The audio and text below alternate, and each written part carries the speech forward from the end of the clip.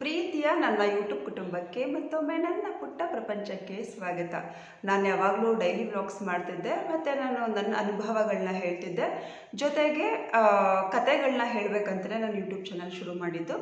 ಆದರೆ ನಾನು ನನ್ನ ಅನುಭವವನ್ನು ಹೇಳುವಾಗ ನನ್ನ ಮಗಳಿಗೆ CET ಕಡೆಯಿಂದ ಕಾಲೇಜ್ ಸೇರಿಸುವಾಗ ಏನಾಯಿತು ಅನ್ನೋದನ್ನು ಹೇಳಿದ್ದೆ. ವಿದ್ಯಾರ್ಥಿಗಳಿಗೆ ಮತ್ತು ಪೋಷಕರಿಗೆ ಅನುಕೂಲ ಆಗಲಿ ಅಂತ ಹೇಳಿ CET ಆದಮೇಲೆ ಏನು ಮಾಡಬೇಕು ಅನ್ನೋದನ್ನು ಈಗ ಇತ್ತೀಚೆಗೊಂದು 4-5 ದಿನದ ಹಿಂದೆ ಒಂದು ವಿಡಿಯೋ ಮಾಡಿದ್ದೆ. ಸೊ ಆ ವಿಡಿಯೋದಲ್ಲಿ ತುಂಬ ಜನ ತುಂಬ ಪ್ರಶ್ನೆಗಳನ್ನ ಕೇಳಿದ್ದೀರಾ. ಅದರಲ್ಲಿ ಒಂದು ಹುಡುಗಿ ದೀಪಾ ಅಂತ ಒಂದು ಹುಡುಗಿ, ಅಕ್ಕ ನನಗೆ CET ಬಗ್ಗೆ ಒಂದು ಸ್ವಲ್ಪ ಕೂಡ ಗೊತ್ತಿಲ್ಲ, ಸೊ ಹಾಗಾಗಿ CET ಅಂದರೆ ಏನು ಅಂತ ನಮಗೆ ತಿಳಿಸ್ಕೊಡಿ ಅಂತ ಕೇಳಿದ್ದಾರೆ. ಸೊ ಹಾಗಾಗಿ ಅವಳೊಬ್ಳಿಗೋಸ್ಕರ ನಾನು ಈ ವಿಡಿಯೋ ಮಾಡ್ತಾ ಇದ್ದೀನಿ ಅಂತ ಅನ್ನೋದಕ್ಕಿಂತ, ಈ ವಿಡಿಯೋ ಮಾಡೋದ್ರಿಂದ ಎಷ್ಟೋ ಪೋಷಕರಿಗೆ ಮತ್ತು ಎಷ್ಟೋ ವಿದ್ಯಾರ್ಥಿಗಳಿಗೆ CET ಅಂದರೆ ಏನು ಅನ್ನೋದು ಗೊತ್ತಾಗುತ್ತೆ ಅಂತ ನಾನು ಮಾಡ್ತಾ ಇದ್ದೀನಿ. ಆದಷ್ಟು ನಾನು ಕೂಡ ತಿಳ್ಕೊಂಡೇ ಮಾಡ್ತಾ ಇದ್ದೀನಿ. ಅಕಸ್ಮಾತ್ ನಾನೇನಾದರೂ ಎಲ್ಲೋ 1-2 ತಪ್ಪು ಹೇಳಿದ್ರೆ ಅಥವಾ ನನಗೆ ಗೊತ್ತಿಲ್ಲದೆ ಹೇಳದೇ ಇದ್ದರೆ, ಯಾರ್ಯಾರು ಈ ವಿಡಿಯೋವನ್ನು ನೋಡ್ತಾ ಇದ್ದೀರೋ ಅವರು ಕಮೆಂಟ್ ಬಾಕ್ಸಲ್ಲಿ ಹೇಳಿ, ಬೇರೆಯವರು ಕೂಡ ತಿಳ್ಕೊಂಡಂಗೆ ಆಗುತ್ತೆ.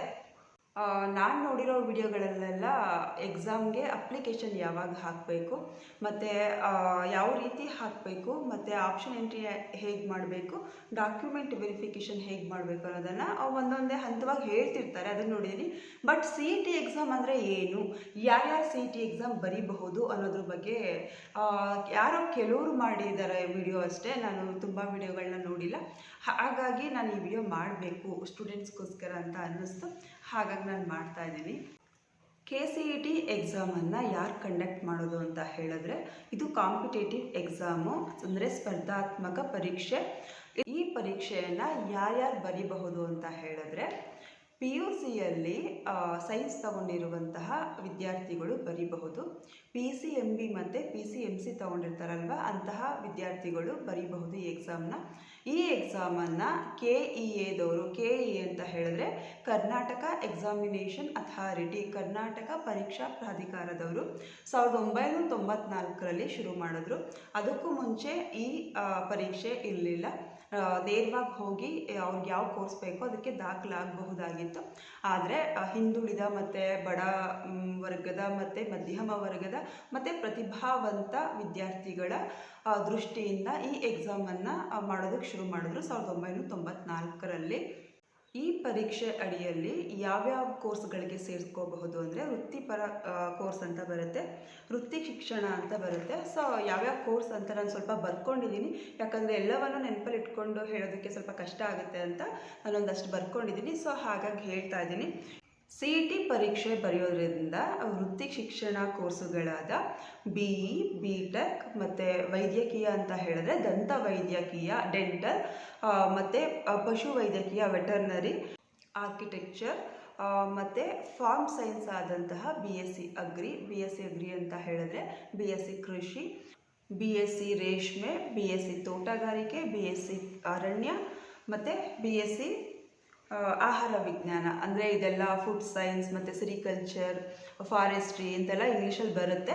ಸೊ ನಾನು ಕನ್ನಡದಲ್ಲೂ ಕೂಡ ಹೇಳ್ತಾ ಇದ್ದೀನಿ. ಈ ಕೋರ್ಸುಗಳಿಗೆ ನೀವು ಸೇರ್ಕೋಬೇಕಾಗತ್ತೆ. ಹೋಮಿಯೋಪತಿ, ಆಯುಷ್ ಅಂತ ಆಯುರ್ವೇದಿಕ್, ಇದಕ್ಕೆಲ್ಲ ಸೇರ್ಕೋಬಹುದು. ಮತ್ತು ಪ್ಯಾರಾಮೆಡಿಕಲ್ ಅಂತ ಹೇಳಿದ್ರೆ B.Pharma, ಫಾರ್ಮಡಿ, ಇದಕ್ಕೆಲ್ಲ ಸೇರ್ಕೋಬಹುದು. ಮತ್ತು ಇನ್ಯಾವುದಕ್ಕೆ ಸೇರ್ಕೋಬಹುದು ಅಂತ ನಾನೇನಾದರೂ ಮಿಸ್ ಮಾಡಿದರೆ ನೀವು ಕಮೆಂಟಲ್ಲಿ ತಿಳಿಸಿ, ಆಯಿತಾ? ಸೊ ಇಂತಹ ಕೋರ್ಸುಗಳಿಗೆ ನಾವು ಸೇರ್ಕೋಬೇಕಂತ ಹೇಳಿದ್ರೆ CET ಎಕ್ಸಾಮನ್ನು ಬರೀಬೇಕಾಗತ್ತೆ. ನನಗೆ ಗೊತ್ತಿರೋ ಸ್ಪರ್ಧಾತ್ಮಕ ಪರೀಕ್ಷೆಗಳನ್ನ ನಾನು ಹೇಳ್ತೀನಿ. ನನ್ನ ಮಗಳಿಗೆ ಯಾವ್ದಾವ್ದು ಬರ್ಸಿದ್ದೆ ಅನ್ನೋದನ್ನು ಹೇಳ್ತೀನಿ. CET ಎಕ್ಸಾಮ್ ಬರ್ಸಿದ್ದೆ, ಅದಾದಮೇಲೆ COMEDK ಅಂತ ಬರ್ಸಿದ್ದೆ, NEET ಬರ್ಸಿದ್ದೆ, JEE ಬರ್ಸಿದ್ದೆ. ಸೊ JEE ಮತ್ತು NEET ಪರೀಕ್ಷೆ ತುಂಬಾ ಕಷ್ಟ ಇರುತ್ತೆ, ಅದಕ್ಕೆಲ್ಲ ಕೋಚಿಂಗ್ ಕೊಡಿಸ್ಬೇಕಾಗತ್ತೆ. ನನ್ನ ಮಗಳಿಗೆ ಯಾವುದೇ ಕೋಚಿಂಗ್ ಕೊಡಿಸಿರಲಿಲ್ಲ, ಹಾಗಾಗಿ ಅದರಲ್ಲಿ ಸೆಲೆಕ್ಟ್ ಆಗಲಿಲ್ಲ. COMEDK ಅಂತ ಹೇಳಿದ್ರೆ ಪ್ರೈವೇಟ್ ಕಾಲೇಜ್ಗಳಿರುತ್ತಲ್ವ, ಸೊ ಆ ಕಾಲೇಜ್ಗಳು ಪರೀಕ್ಷೆಯನ್ನು ಕಂಡಕ್ಟ್ ಮಾಡ್ತಾರೆ. ಅದರಲ್ಲಿ ಏನಾದರೂ ಒಳ್ಳೆಯ ರ್ಯಾಂಕಿಂಗ್ ಬಂತ ಹೇಳಿದ್ರೆ ನೀವು ಹೋಗಿ ಪ್ರೈವೇಟ್ ಕಾಲೇಜ್ಗಳಲ್ಲಿ ಅಡ್ಮಿಷನ್ ಮಾಡ್ಕೋಬಹುದು. ಆದರೆ CETಲಿ ಇದ್ದಂತಹ ಫೀಸ್ಗಿಂತ, CETಲಿ ಬರುವಂತಹ ಫೀಸ್ಗಿಂತ ಜಾಸ್ತಿ ಇರುತ್ತೆ. COMEDKಯಿಂದ ನಾವು ಹೋಗಿ ಜಾಯಿನ್ ಆಗ್ತೀನಿ ಅಂದರೆ ಒಂದು 2ರಿಂದ 2.5 ಲಕ್ಷ ಹತ್ತತ್ರ ಇರುತ್ತೆ. ಸೊ ಹಾಗಾಗಿ CET ಕಡೆಯಿಂದನೇ ಹೋಗೋದು ಒಳ್ಳೆಯದು ಅಂತ ನಾನು ಹೇಳ್ತೀನಿ. CET ಪರೀಕ್ಷೆಯ ಪ್ರತಿಯೊಂದು ಹಂತವನ್ನು ಕೂಡ ನಾವು ಆನ್ಲೈನಲ್ಲೇ ಮಾಡಬೇಕಾಗುತ್ತೆ. ಆನ್ಲೈನಲ್ಲಿ ನಮಗೆ ವಿವರವಾಗಿ ತಿಳಿಸಿರ್ತಾರೆ ಯಾವ್ಯಾವಾಗ ಏನೇನು ಮಾಡಬೇಕು ಅನ್ನೋದನ್ನು, ಡೇಟ್ ಕೂಡ ಅನೌನ್ಸ್ ಮಾಡ್ತಾ ಇರ್ತಾರೆ. ನಾವು ಅಪ್ಲಿಕೇಶನ್ ಕೂಡ ಆನ್ಲೈನಲ್ಲೇ ಹಾಕಬೇಕಾಗುತ್ತೆ. ಯಾವಾಗ ಅಪ್ಲಿಕೇಶನ್ ಹಾಕೋದು ಅನ್ನೋದನ್ನು ಸಹ ಅವರು ವಿವರವಾಗಿ ಹೇಳ್ತಾರೆ, ಯಾವಾಗ ಹಾಕಬೇಕು ಏನು ಅನ್ನೋದನ್ನು. ನಾನು ಅದಕ್ಕೆ ನಿಮಗೆ ಲಾಸ್ಟ್ ವಿಡಿಯೋದಲ್ಲಿ ಹೇಳಿದ್ದೀನಿ, ನಿಮ್ಗೇನಾದರೂ ಇದ್ರ ಬಗ್ಗೆ ಪ್ರತಿಯೊಂದು ವಿಚಾರ ಬೇಕಂದರೆ ಯಾವ್ಯಾವಾಗ ಯಾವ್ಯಾವ ಡೇಟಲ್ಲಿ ಏನೇನು ಮಾಡಬೇಕು ಅನ್ನೋದು ನಿಮ್ಗೆ ಗೊತ್ತಾಗಬೇಕಂತ ಹೇಳಿದ್ರೆ CET ಬಗ್ಗೆನೇ ಹೇಳುವಂತಹ ಯೂಟ್ಯೂಬ್ ಚಾನಲ್ಗಳು ತುಂಬ ಇದೆ. ಒಂದಲ್ಲ ಎರಡಲ್ಲ ಮೂರಲ್ಲ ತುಂಬಾ ಯೂಟ್ಯೂಬ್ ಚಾನಲ್ಗಳಿದೆ. ಅದರಲ್ಲಿ ಯಾವುದಾದ್ರೂ ಒಂದು ಅಥವಾ ಎರಡನ್ನು ಸಬ್ಸ್ಕ್ರೈಬ್ ಮಾಡಿಕೊಂಡ್ರೆ ನಿಮಗೆ ಪ್ರತಿಯೊಂದು ಅಪ್ಡೇಟ್ ಕೂಡ ಕೊಡ್ತಾರೆ. ಈಗ CET ಅಪ್ಲಿಕೇಶನ್ ಯಾವಾಗ ಹಾಕಬೇಕು, ಪರೀಕ್ಷೆಗೆ ನೀವು ಹಾಲ್ ಟಿಕೆಟನ್ನು ಹೇಗೆ ಡೌನ್ಲೋಡ್ ಮಾಡ್ಕೋಬೇಕು, ಯಾವ ಟೈಮಿಗೆ ಡೌನ್ಲೋಡ್ ಮಾಡ್ಕೋಬೇಕು, ಮತ್ತು ನೀವು ಡಾಕ್ಯುಮೆಂಟ್ ವೆರಿಫಿಕೇಷನ್ ಯಾವಾಗ ಮಾಡಿಸ್ಬೇಕು, ಮತ್ತು ಆಪ್ಷನ್ ಎಂಟ್ರಿ ಯಾವಾಗ ಮಾಡಬೇಕು, ಫಸ್ಟ್ ರೌಂಡ್ ಕೌನ್ಸಿಲಿಂಗ್ ಯಾವಾಗ ಆಗುತ್ತೆ, ಸೆಕೆಂಡ್ ರೌಂಡ್ ಕೌನ್ಸಿಲಿಂಗ್ ಯಾವಾಗ ಆಗುತ್ತೆ, ಸೆಕೆಂಡ್ ಎಕ್ಸ್ಟೆಂಡೆಡ್ ಕೌನ್ಸಿಲಿಂಗ್ ಯಾವಾಗ ಆಗುತ್ತೆ, ಪ್ರತಿಯೊಂದು ಡೀಟೇಲ್ಸು, ಮತ್ತು ಯಾವಾಗ ರಿಸಲ್ಟ್ಸ್ ಬರುತ್ತೆ, ಮತ್ತು ಯಾವ್ಯಾವ ಕಾಲೇಜಲ್ಲಿ ಯಾವ್ಯಾವ ರ್ಯಾಂಕಿಂಗಿಗೆ ಯಾವ್ಯಾವ ಸೀಟ್ ಸಿಗುತ್ತೆ ಅನ್ನೋದನ್ನು ಪ್ರತಿಯೊಂದನ್ನು ಆ ಚಾನಲ್ಗಳಲ್ಲಿ ಹೇಳ್ತಿರ್ತಾರೆ.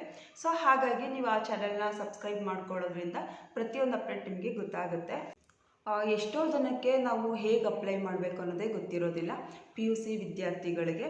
ಸೊ ಆಮೇಲೆ ಪರೀಕ್ಷೆಗೆ ಏನು ಕೊಡ್ತಾರೆ ಅಂತ ಹೇಳಿದ್ರೆ, CET ಪರೀಕ್ಷೆಗೆ ಏನು ಕೊಡ್ತಾರೆ ಅಂತ ಹೇಳಿದ್ರೆ, ನಿಮ್ಮದು ಫಸ್ಟ್ PUC ಮತ್ತು ಸೆಕೆಂಡ್ PUCಲಿ ಏನು ಸಿಲೆಬಸ್ ಇರುತ್ತೋ ಸೊ ಅದರಲ್ಲೇ ಕೊಡ್ತಾರೆ. ಸ್ವಲ್ಪ ಟ್ವಿಸ್ಟಾಗಿ ಕೊಡ್ಬೋದು ಅಷ್ಟೇ.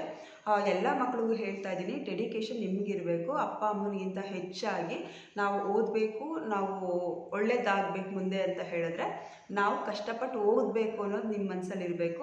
ಈಗಂತೂ ಎಲ್ಲ ಕ್ಷೇತ್ರಗಳಲ್ಲೂ ಸಖತ್ತು ಕಾಂಪಿಟೇಷನ್ ಇದೆ. ಹಾಗಾಗಿ ನೀವು ಎಷ್ಟು ಕಷ್ಟಪಟ್ಟು ಓದುತ್ತೀರೋ ಅಷ್ಟು ಒಳ್ಳೆಯದು. ಸೊ ಹಾಗಾಗಿ ಫಸ್ಟ್ PUCಯಿಂದನೇ ಓದ್ಕೊಂಡು ಹೋಗಿ.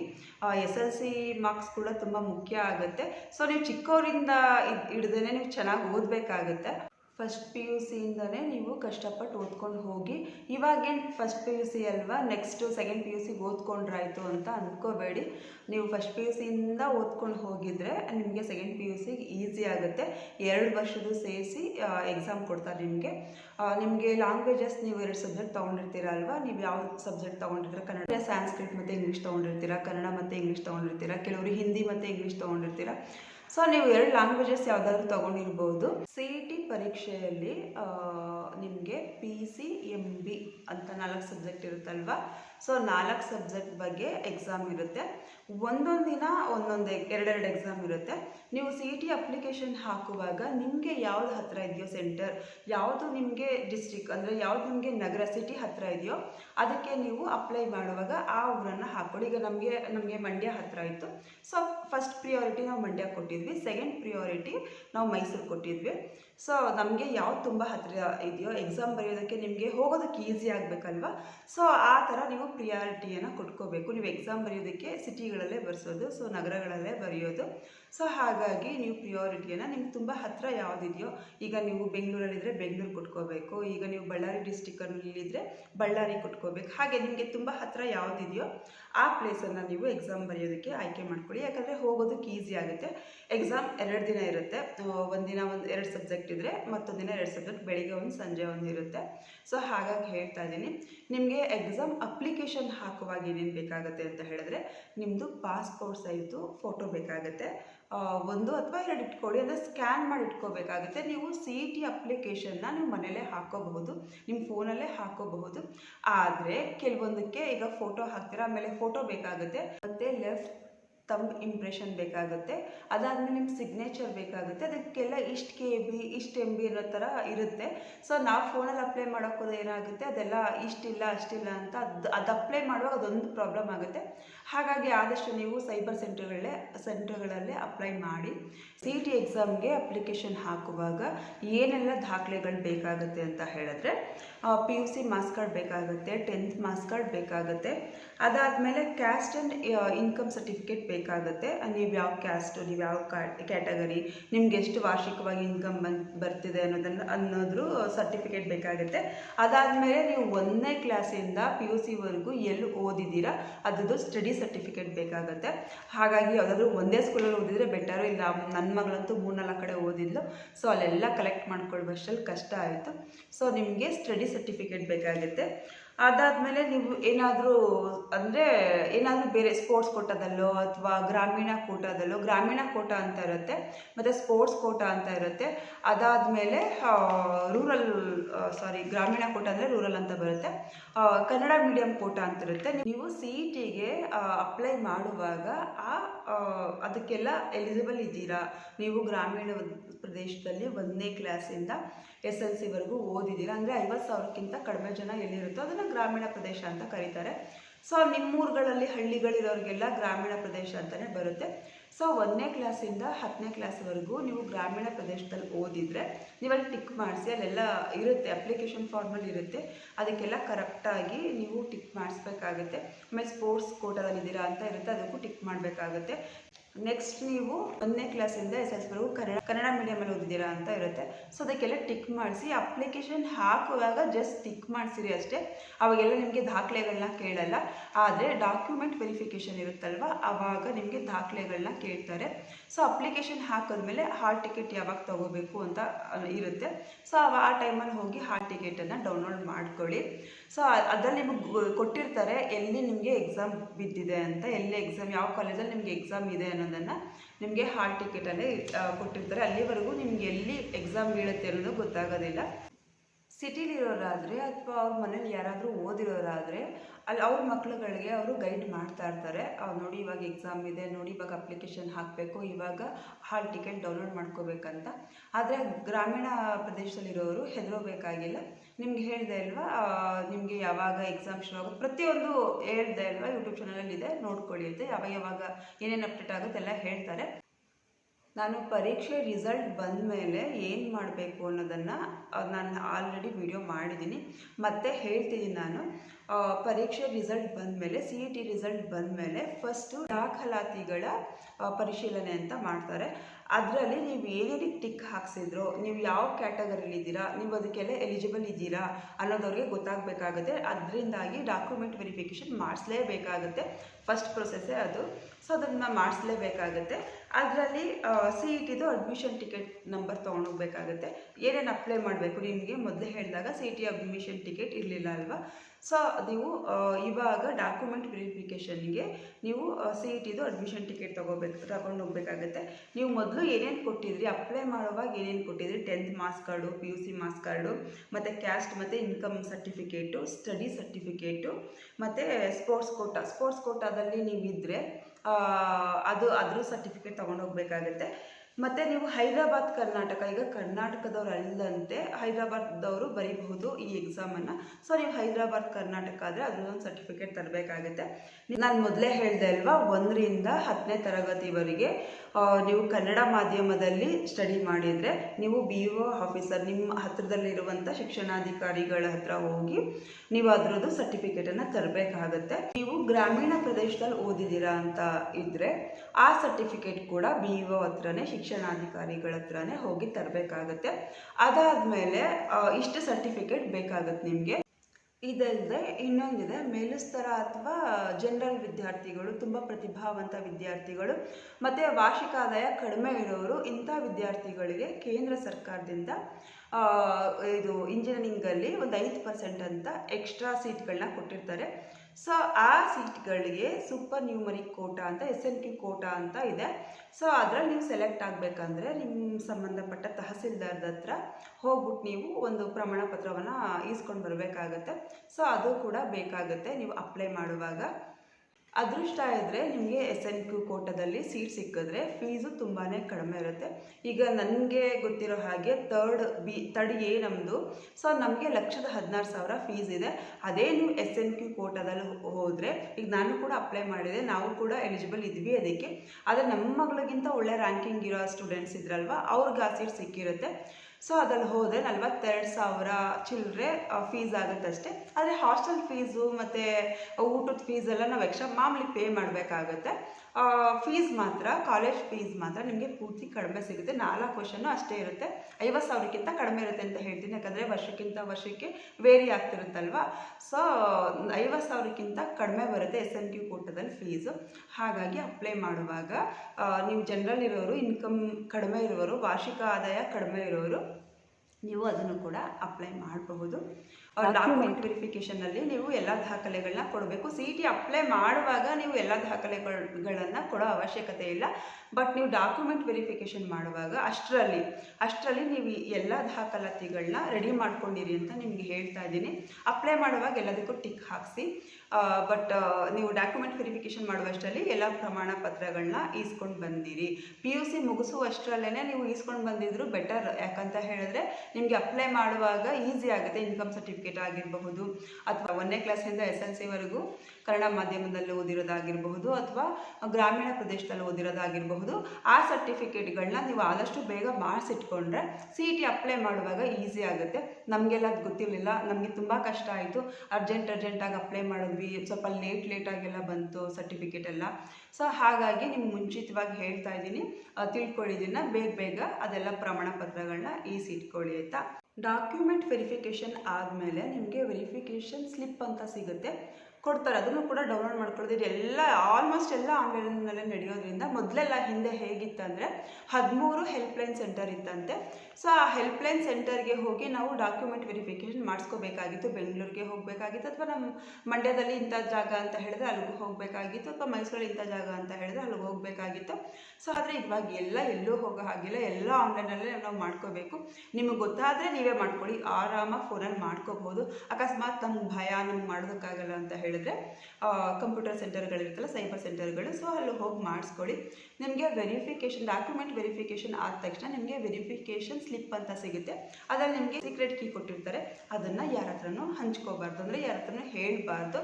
ಆ ಸೀಕ್ರೆಟ್ ಕೀನ ನಾವು ಯೂಸ್ ಮಾಡಿಕೊಂಡು ನಾವು ಪಾಸ್ವರ್ಡ್ನ ಕ್ರಿಯೇಟ್ ಮಾಡ್ಕೋಬಹುದು. ಪಾಸ್ವರ್ಡ್ ಕ್ರಿಯೇಟ್ ಮಾಡ್ಕೊಳ್ಳೋದಂದರೆ ನಾವು ಲಾಗಿನ್ ಆಗುವಾಗೆಲ್ಲ ಪಾಸ್ವರ್ಡ್ ಮತ್ತು ಸೀಕ್ರೆಟ್ ಕೀಯನ್ನು ಹಾಕಬೇಕಾಗತ್ತೆ. ನೀವು ಪಾಸ್ವರ್ಡ್ ಬೇಕಾದ್ರೆ ಚೇಂಜ್ ಮಾಡ್ಕೋಬಹುದು, ಆದರೆ ಸೀಕ್ರೆಟ್ ಕೀ ಒಂದ್ಸಲ ಕಳ್ಕೊಂಡ್ರೆ ಕಷ್ಟ ಆಗುತ್ತೆ. ಹಾಗಾಗಿ ಸೀಕ್ರೆಟ್ ಕೀಯನ್ನು ಜೋಪಾನವಾಗಿ ಇಟ್ಕೊಳ್ಳಿ, ಯಾರಿಗೂ ಹೇಳಬೇಡಿ.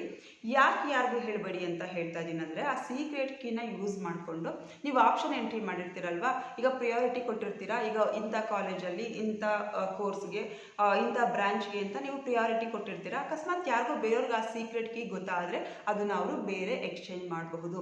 ಕೊನೆಯಲ್ಲಿರೋ ಕಾಲೇಜ್ ಮೇಲೆ ಹಾಕ್ಬೋದು, ಮೇಲಿರೋ ಕಾಲೇಜ್ ಕೆಳಗಡೆ ಹಾಕ್ಬೋದು. ಸೊ ಅವ್ರು ಆ ಥರ ಮಾಡಬಹುದು. ಸಾಮಾನ್ಯವಾಗಿ ಮಾಡಲ್ಲ, ಆದರೆ ಸೀಕ್ರೆಟ್ ಕೀನ ಯಾರ ಹತ್ರನೂ ಹಂಚ್ಕೋಬೇಡಿ ಅಂತ ಹೇಳ್ತಾ ಇದ್ದೀನಿ. ಸೈಬರ್ ಸೆಂಟ್ರಲ್ಲಿ ಮಾಡಿಸುವಾಗ ನೀವೇ ಇರ್ತೀರಾ, ನೀವೇ ಎಲ್ಲ ಹೇಳ್ತಿರ್ತೀರ ಅಲ್ವಾ. ಸೊ ಹಾಗಾಗಿ ನೀವು ಅಲ್ಲಿಗೆ ಹೇಳಲೇಬೇಕಾಗುತ್ತೆ, ಆದರೆ ಬೇರೆಯವರಿಗೆ ಹೇಳೋದಕ್ಕೆ ಹೋಗಬೇಡಿ ಅಷ್ಟೇ. ಸಿ ಇ ಟಿ ಎಕ್ಸಾಮ್ ಬರೆದ್ಮೇಲೆ ಗೊತ್ತಿರುತ್ತೆ ನಮ್ಗೆ ಇಷ್ಟು ರ್ಯಾಂಕಿಂಗ್ ಬರಬಹುದು ಅಂತ ಅಂದಾಜಿರುತ್ತೆ. ಸೊ ನಿಮ್ಮ ಮನಸ್ಸಲ್ಲಿ ಯಾವುದೋ ಒಂದು ಕಾಲೇಜ್, ಡ್ರೀಮ್ ಕಾಲೇಜ್ ಇರುತ್ತೆ, ಅಲ್ಲಿಗೆ ಹೋಗಿ ನಾವು ಸೇರಿಸಿ ನಮ್ಮ ರ್ಯಾಂಕಿಂಗ್ಗೆ ಆ ಕಾಲೇಜಲ್ಲಿ ಸೀಟ್ ಸಿಗುತ್ತೆ ಅಂತ ನಿಮ್ಗೆ ಅನಿಸಿದ್ರೆ ನೀವು ಕಾಲೇಜ್ ಕಡೆಯಿಂದ ಕೂಡ ಡ್ರೀಮ್ ಪ್ರೊಸೆಸ್ ಇದೆ, ಎಲ್ಲ ಮಾಡಿಸ್ಬಹುದು. ಕೆಲವೊಂದು ಯೂಟ್ಯೂಬ್ ಚಾನಲಲ್ಲಿ ಪ್ರತಿಯೊಂದು ಅಪ್ಲಿಕೇಶನ್ ಹಾಕೋತಾವೆಂದು ಹಿಡಿದು ನಿಮಗೆ ಯಾವ್ಯಾವ ಕಾಲೇಜ್, ನಿಮ್ಮ ರ್ಯಾಂಕಿಂಗ್ ಯಾವ್ಯಾವ ಕಾಲೇಜ್ ಸಿಗುತ್ತೆ ಅನ್ನೋದೆಲ್ಲ ಪ್ರತಿಯೊಂದು ನಾವೇ ಮಾಡ್ಕೊಡ್ತೀವಿ ಅಂತ ಹೇಳ್ತಿರ್ತಾರೆ. ನಾನು ಮೊನ್ನೆ ಯಾವುದೋ ವಿಡಿಯೋದಲ್ಲಿ ನೋಡಿದೆ. ಅದಕ್ಕಿಂತ ಹೆಚ್ಚಾಗಿ ನಿಮ್ಮ ಹತ್ತಿರದಲ್ಲಿ ಸೈಬರ್ ಸೆಂಟರ್ ಇರುತ್ತಲ್ವ, ಅದರಲ್ಲೇ ಮಾಡ್ಕೊಳ್ಳಿ. ಇಲ್ಲ ನೀವೇ ಬುದ್ಧಿವಂತರ ಅಂದರೆ ಮಕ್ಳಿಗೆ ಆಲ್ಮೋಸ್ಟ್ ಎಲ್ಲ ಗೊತ್ತಿರುತ್ತೆ, ಸ್ಟೂಡೆಂಟ್ಸ್ ನೀವೇ ಮಾಡ್ಕೋಬಹುದು, ನೀವೇ ಮಾಡ್ಕೊಳ್ಳಿ. ಯಾಕಂದರೆ ಎಲ್ಲ ವಿಚಾರಗಳು ತಿಳ್ಕೊಳ್ಳಿ ಹೇಗೆ ಮಾಡಬೇಕಂತ. ಸೊ ನೀವೇ ಮಾಡ್ಕೊಳ್ಳಿ. ಆಮೇಲೆ ಎಲ್ಲ ಕೋರ್ಸ್ಗಳಿಗೂ ಸಹ ನಿಮಗೆ ಮ್ಯಾನೇಜ್ಮೆಂಟ್ ಸೀಟ್ ಸಿಗುತ್ತೆ, ಆದರೆ ತುಂಬಾ ದುಡ್ಡು ಜಾಸ್ತಿ ಇರುತ್ತೆ, ಫೀಸ್ ಜಾಸ್ತಿ ಇರುತ್ತೆ. ಹಾಗಾಗಿ ಆದಷ್ಟು ಸಿ ಇ ಟಿ ಕಡೆಯಿಂದನೇ ಹೋಗೋದಕ್ಕೆ ಟ್ರೈ ಮಾಡಿ. ಯಾಕಂದರೆ ಸಿ ಇ ಟಿಯಿಂದ ಹೋದರೆ ಒಂದೊಂದು ಕ್ಯಾಟಗರಿಗೆ ಒಂದೊಂದು ಥರ ಫೀಸ್ ಇರುತ್ತೆ, ಎಲ್ಲ ಕ್ಯಾಟಗರಿಗೂ ಒಂದೇ ಫೀಸ್ ಇರುತ್ತೆ ಅಂತ ನಾನು ಹೇಳೋದಕ್ಕಾಗಲ್ಲ. ನಿಮಗೆ ಮೊದಲೇ ಹೇಳಿದ್ರೆ SNQ ಕೋಟದಲ್ಲಿ ಫೀಸ್ ಕಡಿಮೆ ಆಗುತ್ತೆ. ಅದಾದಮೇಲೆ ಗೌರ್ನಮೆಂಟ್ ಕಾಲೇಜ್ಗಳಲ್ಲಿ ಫೀಸ್ ಕಡಿಮೆ ಇರುತ್ತೆ ನಿಮಗೆ. ತುಂಬ ಕಡೆ ಗೌರ್ನಮೆಂಟ್ ಕಾಲೇಜುಗಳು ತುಂಬಾ ಚೆನ್ನಾಗಿದೆ. ಈಗ ಹಾಸನಲ್ಲಿ 1-2 ಕಾಲೇಜ್ ಇದೆ. ಸೊ ಅದೆರಡು ಕಾಲೇಜು ತುಂಬ ಚೆನ್ನಾಗಿದೆ ಅಂತ ಹೇಳ್ತಾರೆ, ಗೌರ್ನಮೆಂಟ್ ಕಾಲೇಜು. ಸೊ ಹೀಗೆ ಸುಮಾರು ಗೌರ್ನಮೆಂಟ್ ಕಾಲೇಜುಗಳು ನಿಮಗೆ ಒಳ್ಳೆ ಕಾಲೇಜುಗಳಲ್ಲಿ ಸಿಗುತ್ತೆ, ಅದು ಫೀಸ್ ಕಡಿಮೆ ಇರುತ್ತೆ ಗೌರ್ನಮೆಂಟ್ ಕಾಲೇಜುಗಳು. ಮತ್ತು ಮ್ಯಾನೇಜ್ಮೆಂಟ್ ಸೀಟ್ ಬಗ್ಗೆ ಹೇಳೋದಾದರೆ ಗೌರ್ನಮೆಂಟ್ ಕಾಲೇಜುಗಳಲ್ಲಿ ಮ್ಯಾನೇಜ್ಮೆಂಟ್ ಸೀಟ್ ಇಲ್ಲ. ಅದು ಗೌರ್ನಮೆಂಟ್ ಸೀಟಿಂದ ಹೋದರೆ ಮಾತ್ರ ಅಲ್ಲಿ ನಿಮಗೆ ಸೀಟ್ ಕೊಡ್ತಾರೆ. ಗೌರ್ನಮೆಂಟ್ ಅಂದರೆ ಸಿ ಇ ಟಿ ಕಡೆಯಿಂದ ಹೋದರೆ ಮಾತ್ರ ನಿಮಗೆ ಗೌರ್ನಮೆಂಟ್ ಕಾಲೇಜುಗಳಲ್ಲಿ ಸೀಟ್ ಸಿಗುತ್ತೆ, ಮ್ಯಾನೇಜ್ಮೆಂಟ್ ಕೋಟ ಇಲ್ಲ. ಯಾಕಂದರೆ ನಾನು ಫೋನ್ ಮಾಡಿ ಕೇಳಿದ್ದೀನಿ ಅಲ್ಲಿಗೆ, ಹಾಸನಲ್ಲಿ ಕಾಲೇಜ್, ಗೌರ್ನಮೆಂಟ್ ಕಾಲೇಜ್ಗೆ ನಾನು 2 ಕಡೆಯೂ ಫೋನ್ ಮಾಡಿ ಕೇಳಿದೆ, ಮ್ಯಾನೇಜ್ಮೆಂಟ್ ಸೀಟ್ ಏನಾದರೂ ಸಿಗುತ್ತಾ ಅಂತ. ಇಲ್ಲಮ್ಮ ಗೌರ್ನಮೆಂಟ್ ಕಾಲೇಜ್ ಇದು, ನಿಮಗೂ ಸೀಟ್ ಇದ್ರ ಕಡೆಯಿಂದನೇ ಬರಬೇಕಂತ ಹೇಳಿದ್ರು. ಸೊ ಹಾಗಾಗಿ ನಿಮಗೆ ನನಗೆ ಅನುಭವ ಆಗಿತ್ತಲ್ವ, ಅದಕ್ಕೆ ಹೇಳ್ತಾ ಇದ್ದೀನಿ. ಅದಾದಮೇಲೆ ನೀವು ಮ್ಯಾನೇಜ್ಮೆಂಟ್ ಸೀಟಿಂದ ಹೋಗ್ತೀನಿ ಅಂತ ಹೇಳಿದ್ರೆ ತುಂಬ ಒಳ್ಳೆ ಕಾಲೇಜ್ ಇರುತ್ತೆ ನೋಡಿ, ಒಳ್ಳೊಳ್ಳೆ ಕಾಲೇಜು. ಈಗ ಟಾಪ್ 1 ಟಾಪ್ 2 ಅಥವಾ ಒಂದು 5 6 ಈ ಥರ ಒಂದು 30-40 ರ್ಯಾಂಕಿಂಗ್ ಇರೋ ಕಾಲೇಜ್ಗಳಲ್ಲಿ, ಒಳ್ಳೆ ಕಾಲೇಜ್ಗಳಿರುತ್ತಲ್ವ, ಅದಕ್ಕೆ ಏನೇ ಇದ್ರು ನೀವು 80% ಮೇಲೆ, ಕೆಲವು ಕಾಲೇಜ್ಗಳಲ್ಲಿ 80% ಮೇಲೆ ಇರಬೇಕು. ಅಂದರೆ PCM ಅಲ್ಲಿ ನಿಮಗೆ PUCನಲ್ಲಿ PCM ಇದು 3ರಿಂದ 80% ಮೇಲಿರಬೇಕು, ಅಥವಾ 95% ಮೇಲೆ. ಒಳ್ಳೆ ಕಾಲೇಜ್ಗಳಲ್ಲಿ ನಾನು ಹೇಳ್ತಿದ್ದೀನಿ 95% ಮೇಲಿದ್ರೆ ಮಾತ್ರ ನಿಮಗೆ ಮ್ಯಾನೇಜ್ಮೆಂಟ್ ಸೀಟ್ ಕೊಡ್ತಾರೆ, ಇಲ್ಲಾಂದರೆ ಕೊಡೋದಿಲ್ಲ. ಕೆಲವು ಕಾಲೇಜ್ಗಳಲ್ಲಿ, ಒಳ್ಳೆ ಕಾಲೇಜ್ಗಳಲ್ಲಿ ನಾನು ಹೇಳ್ತಾ ಇದ್ದೀನಿ. ಅಕಸ್ಮಾತ್ ಯಾರಾದರೂ ಇನ್ಫ್ಲೂಯೆನ್ಸ್ ಮೇಲೆ ಇದ್ದರೆ ಕೊಡಬಹುದು, ಅದು ನನಗೆ ಗೊತ್ತಿಲ್ಲ. ಮ್ಯಾನೇಜ್ಮೆಂಟ್ ಸೀಟ್ ನೀವು ಮೀಡಿಯಂ ಕಾಲೇಜಲ್ಲಿ ಹೋಗೋದಾದರೆ ಡೊನೇಷನ್ನೇ 5 ಲಕ್ಷ ಇರುತ್ತೆ. ವರ್ಷಕ್ಕೆ 1.5 ಲಕ್ಷ 2.5 ಲಕ್ಷ ಫೀಸ್ ಇರುತ್ತೆ, ಅದೆಲ್ಲ ಪೇ ಮಾಡಬೇಕಾಗುತ್ತೆ. ಅದರಿಂದ ಹೇಳ್ತಾ ಇದ್ದೀನಿ, PUC ಓದ್ತಿರುವಂತಹ, ಫಸ್ಟ್ PUC ಸೆಕೆಂಡ್ PUC ಓದ್ತಿರುವಂತಹ ಮಕ್ಕಳು ಆದಷ್ಟು ಕಷ್ಟಪಟ್ಟು ಓದಿ. ಇದೊಂದು ಎಕ್ಸಾಮಲ್ಲಿ ಪಾಸ್ ಆದರೆ ನಿಮ್ಮ ಅಪ್ಪ ಅಮ್ಮಂಗೆ ಸ್ವಲ್ಪ ಫೀಸ್ ಹೊರೆಯನ್ನು ಕಡಿಮೆ ಮಾಡಬಹುದು. ಅದಾದಮೇಲೆ ನಿಮಗೆ ಸ್ಕಾಲರ್ಶಿಪ್ಗಳು ಸಿಗುತ್ತೆ. ಈ ಧರ್ಮಸ್ಥಳ ಸಂಘದಲ್ಲಿ ಇರ್ತೀರ ಅಲ್ವಾ, ಸೊ ಅವ್ರಿಗೆ ಅಂಥ ಪೋಷಕರ ಮಕ್ಕಳಿಗೆ ತಿಂಗಳಿಗೆ 1,000 ಸಿಗುತ್ತೆ. ನಾನು ಅಪ್ಲೈ ಮಾಡಬೇಕಿತ್ತು, ಯಾಕಂದರೆ ನನ್ನ ಮಗಳು STM ಕಾಲೇಜ್ನಲ್ಲಿ ಓದ್ತಿರೋದ್ರಿಂದ ಅಲ್ಲೇ ಸ್ಕಾಲರ್ಶಿಪ್ ಬರುತ್ತೆ ಅಂತ ಹೇಳಿದ್ರು. ಬಿಡು ಅಲ್ಲೇ ಬಂದರೆ ಇಲ್ಲೇನಕ್ಕೆ ಅಂತ ಅಪ್ಲೈ ಮಾಡಲಿಲ್ಲ. ಅಪ್ಲೈ ಮಾಡಿರೋರಿಗೆಲ್ಲ ಆಲ್ಮೋಸ್ಟ್ ಬಂದಿದೆ. ತಿಂಗ್ಳಿಗೆ 1,000ದಂಗೆ 7 ತಿಂಗ್ಳಿಗೆ 7,000 ಬಂದಿದೆ. ಆದರೆ ನನ್ನ ಮಗಳಿಗೆ ಅಪ್ಲೈ ಮಾಡಲಿಲ್ಲ. ಅಲ್ಲೂ ಏನಾಗಿದೆ ಅಂತ ಗೊತ್ತಿಲ್ಲ, ಇನ್ನು ಬರುತ್ತಾ ಇಲ್ವಾ ಅಂತ ಗೊತ್ತಿಲ್ಲ ನನಗೆ. ಸೊ ನಾನು ಆಮೇಲೆ ಅನ್ನಿಸ್ತಿತ್ತು ಅಪ್ಲೈ ಮಾಡಬೇಕಿತ್ತಂತ. ಸೊ ಮನೇಲಿ ಒಂದು ಮಗುಗೆ ಮಾತ್ರ ಅಂತ ಹೇಳ್ತಾರೆ ಧರ್ಮಸ್ಥಳದ ಸ್ಕಾಲರ್ಶಿಪ್ಪು, ಹಾಗಾಗಿ ಇನ್ನೊಬ್ಳು ಮಗಳಿದ್ದಾಳಲ್ವ, ಸೊ ಅವಳಿಗೆ ಅಪ್ಲೈ ಮಾಡ್ಕೊಳ್ಳೋಣ ಅಂತ ಅಂದ್ಕೊಂಡಿದ್ದೀನಿ. ವೃತ್ತಿಪರ ಕೋರ್ಸ್ಗಳು ಮಾತ್ರ ಸ್ಕಾಲರ್ಶಿಪ್ ಕೊಡೋದು ಧರ್ಮಸ್ಥಳದಲ್ಲಿ. BA BSc BCom BCA ಈ ಥರ ಪದವಿಗಳಿಗೆ ಸ್ಕಾಲರ್ಶಿಪ್ ಕೊಡೋದಿಲ್ಲ. ನಾನು ಕೊಡ್ತಾರೆ ಅಂತ ಅಂದ್ಕೊಂಡಿದ್ದೆ. ಮೊನ್ನೆ ನಾನು ಅದರದ್ದು ಸ್ಟೇಟ್ಮೆಂಟ್ ನೋಡಿದೆ, ಆವಾಗ ಓದಿದ್ದು. ಅದಕ್ಕೆಲ್ಲ ಸಿಗೋದಿಲ್ಲ.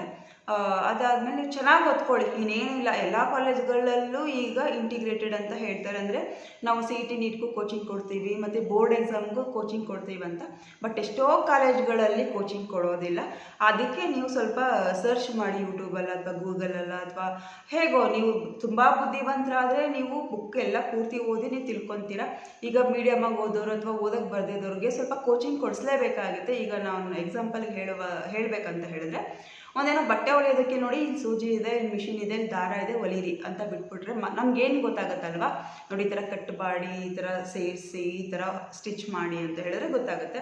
ಮಕ್ಕಳಿಗೆ CET ಎಕ್ಸಾಮಲ್ಲಿ ನೋಡಿ ಇದು ಬರುತ್ತೆ ಅಂತ ನಾವು ಹೇಳಿಬಿಟ್ರೆ, ಈಗ ನನಗೂ ಕೂಡ ಈಗ ಮನೇಲಿ ಅಪ್ಪ ಅಮ್ಮ ಹೇಳ್ಕೊಡೋಕ್ಕೆ ನಾವು ಡಿಗ್ರಿ ಮಾಡಿರಬಹುದು, ಅಥವಾ ಇನ್ನೂ ಡಬಲ್ ಡಿಗ್ರಿ ಮಾಡಿರ್ಬೋದು, ಅಥವಾ ಇನ್ನೂ ಏನೋ ಜಾಸ್ತಿ ಓದಿರಬಹುದು. ಆದರೆ CET ಎಕ್ಸಾಮ್ಗೆ ಏನು ಬರುತ್ತೆ ಅನ್ನೋದು ನಮ್ಗೆ ಹೆಂಗೆ ಗೊತ್ತಿರುತ್ತಲ್ವ? ಸೊ CETಗೆ ಯಾರು ಕೋಚಿಂಗ್ ಕೊಡ್ತಿರ್ತಾರೋ, ಅದ್ರ ಬಗ್ಗೆ ಯಾರು ತುಂಬ ತಿಳ್ಕೊಂಡಿರ್ತಾರೋ ಅಂಥವ್ರ ಹತ್ರ ಸ್ವಲ್ಪ ಕೋಚಿಂಗ್ ಕೊಡಿಸಿ. ಯಾಕಂದರೆ ನನ್ನ ಮಗಳು ಕೋಚಿಂಗ್ ಕೊಡಿಸ್ಲಿಲ್ಲ, ಹಾಗಾಗಿ ಅವಳು ರ್ಯಾಂಕಿಂಗ್ ಸ್ವಲ್ಪ 63,000 ತನಕ 65,000 ತನಕ ಹೋಯಿತು.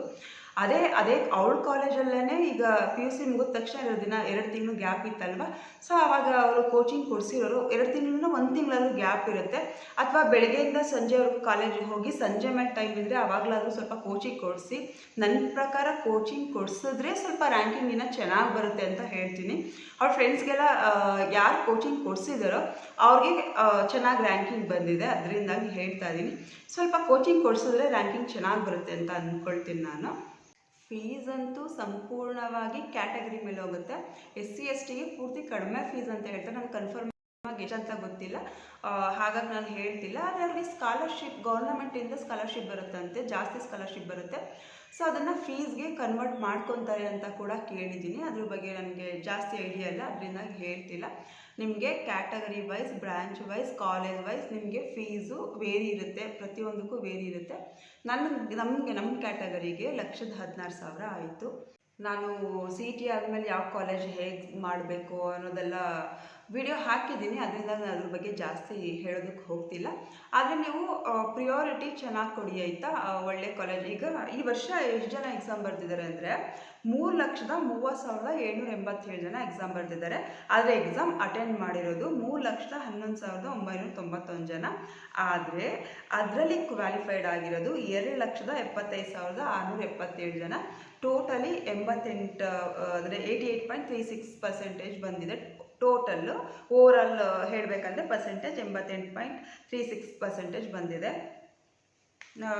ಅದಕ್ಕೆ ಹೇಳ್ತಾ ಇದ್ದೀನಿ ನಾನು ನಿಮಗೆ 2,75,677 ಜನಕ್ಕೂ ಕೂಡ ಸೀಟ್ ಅಲಾಟ್ ಆಗಿರುತ್ತೆ. ಎಲ್ಲ ಕಾಲೇಜ್ಗಳಿದೆ ಅಲ್ವಾ, ಎಲ್ಲ ಕಾಲೇಜಲ್ಲಿ ಯಾವ್ದಾರ ಒಂದು ಕಾಲೇಜಲ್ಲಿ ನಿಮಗೆ ಸೀಟ್ ಅಲಾಟ್ ಆಗಿರುತ್ತೆ. ಅದನ್ನು ನೀವು ತಗೊಳ್ಳೋ ಬ್ರ್ಯಾಂಚ್ ಮೇಲೆ ಡಿಪೆಂಡ್ ಆಗುತ್ತೆ. ಒಳ್ಳೊಳ್ಳೆ ಕಾಲೇಜಲ್ಲಿ ಸಿಗ್ಬೇಕು ಸೀಟ್ ಅಂತ ಹೇಳಿದ್ರೆ ಮೆರಿಟ್ ಮೇಲೆ ಸಿಗೋದು. ಇದರಲ್ಲಿ ಯಾವುದೇ ಮೋಸ ಇಲ್ಲ. ನಿಮಗೆ ಮೆರಿಟ್ ಇದ್ದರೆ, ನೀವು ತುಂಬ ಚೆನ್ನಾಗಿ ಮಾಡಿದರೆ, ನಿಮಗೆ ಒಳ್ಳೆ ರ್ಯಾಂಕಿಂಗ್ ಬಂದಿದ್ದರೆ ಒಳ್ಳೆ ಕಾಲೇಜಲ್ಲಿ ಸೀಟ್ ಸಿಗುತ್ತೆ. ಸೊ ನೀವು ಜಾಸ್ತಿ ಈಗ 1,92,000ಕ್ಕೆ ನಮ್ಮ ಮಗಳಿಗೆ ಸೀಟ್ ಸಿಗುತ್ತಾ ಅಂತ ಒಬ್ಬರು ಕಮೆಂಟ್ ಮಾಡಿದರು. ಖಂಡಿತ ಸಿಗುತ್ತೆ.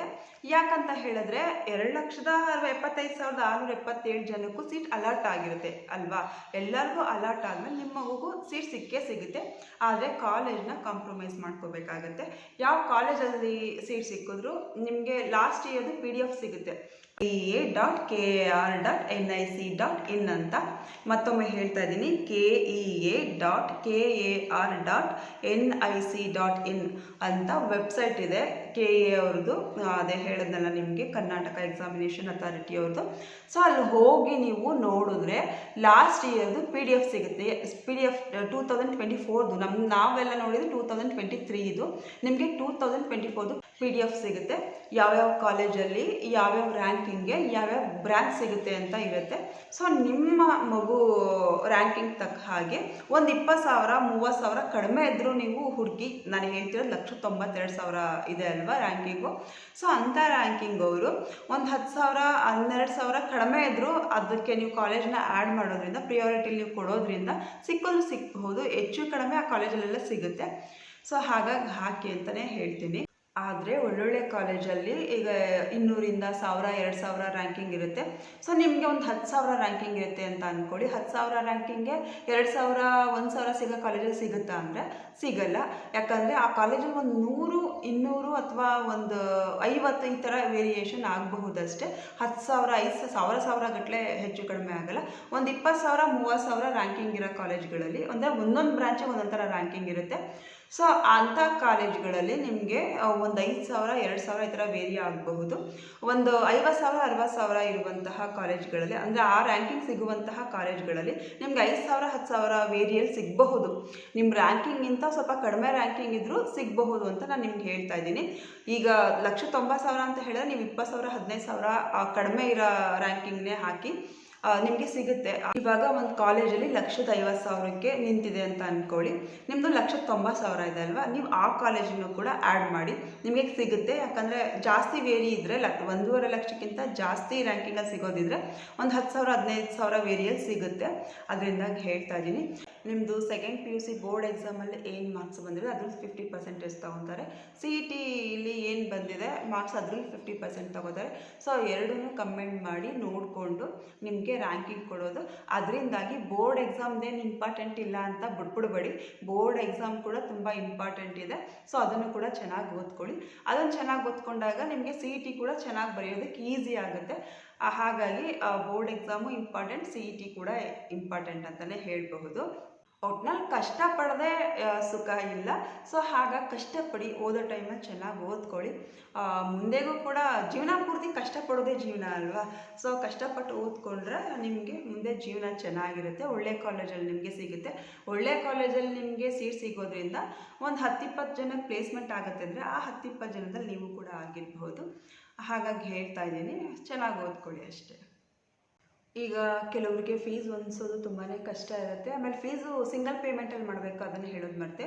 ನೀವು ಫೀಸ್ ಪೇ ಮಾಡುವಾಗ ನೀವು ಕಾಲೇಜ್ಗೆ ಹೋಗೇನು ಫೀಸ್ ಪೇ ಮಾಡೋ ಆಗಿಲ್ಲ. ನಾವು ಕಾಲೇಜ್ನ ಹೋಗಿ ನೋಡೇ ಇಲ್ಲ. ನನ್ನ ಮಗಳಿಗೆ ಕಾಲೇಜ್ ಬಗ್ಗೆ ತಿಳ್ಕೊಂಡಿದ್ದೆ, ಚೆನ್ನಾಗಿದೆ ಎಜುಕೇಷನ್ನು, ಹಾಸ್ಟೆಲ್ ಎಲ್ಲ ಚೆನ್ನಾಗಿದೆ ಅಂತ ನನಗೆ ಗೊತ್ತಿತ್ತು. ಹಾಗಾಗಿ ನಾನು ಕಾಲೇಜಿಗೆ ಹೋಗಿ ನೋಡೇ ಇರಲಿಲ್ಲ. ಎಲ್ಲ ಪ್ರತಿಯೊಂದು ನಡೆಯೋದು ಚಲನ್ ಡೌನ್ಲೋಡ್ ಅಂತ ಬರುತ್ತೆ. ನಿಮ್ಗೆ ಹೇಳಿದ್ನಲ್ಲ ಯಾವ್ಯಾವ ಪ್ರೊಸೆಸ್ ಏನೇನಾಗುತ್ತೆ ಅಂತ ಹೇಳೋರೇ ಇದ್ದಾರೆ ಯೂಟ್ಯೂಬ್ ಚಾನಲ್ನಲ್ಲಿ. ಅದನ್ನ ನೀವು ಸಬ್ಸ್ಕ್ರೈಬ್ ಮಾಡಿಕೊಂಡ್ರೆ ಹೇಳ್ತಿರ್ತಾರೆ. ಸೊ ಯಾವಾಗ ಡೌನ್ಲೋಡ್ ಮಾಡ್ಕೋಬೇಕಂತ ಹೇಳ್ತಾರೆ. ಸೊ ಅವಾಗ ಡೌನ್ಲೋಡ್ ಮಾಡಿಕೊಂಡು ನಾವು ಬ್ಯಾಂಕ್ನಲ್ಲೇ ಫೀಸ್ ಪೇ ಮಾಡೋದು. ಸಿಂಗಲ್ ಪೇಮೆಂಟಲ್ಲೇ ಫೀಸ್ ಪೇ ಮಾಡಬೇಕಾಗುತ್ತೆ. ಹಾಗಾಗಿ ದುಡ್ಡು ರೆಡಿ ಮಾಡಿಟ್ಕೊಳ್ಳಿ.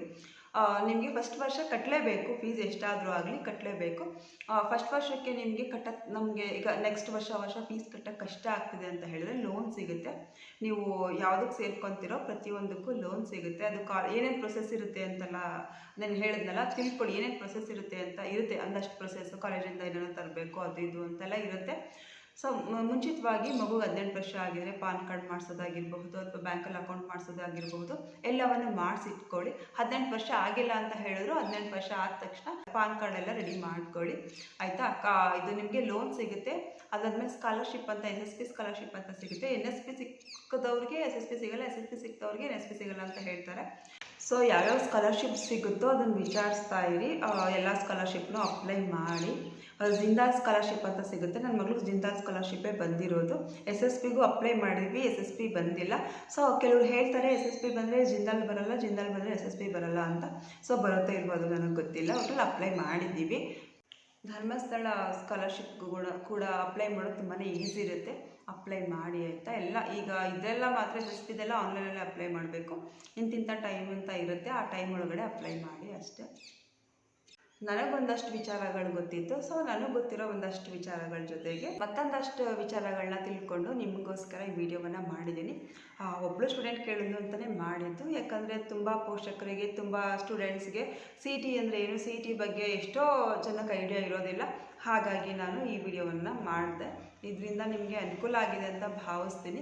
ಏನಾದರೂ ನಿಮ್ಗೆ ಅನುಕೂಲ ಆಗಿದೆ ಅಂತ ಅನಿಸಿದ್ರೆ ಲೈಕ್ ಮಾಡಿ.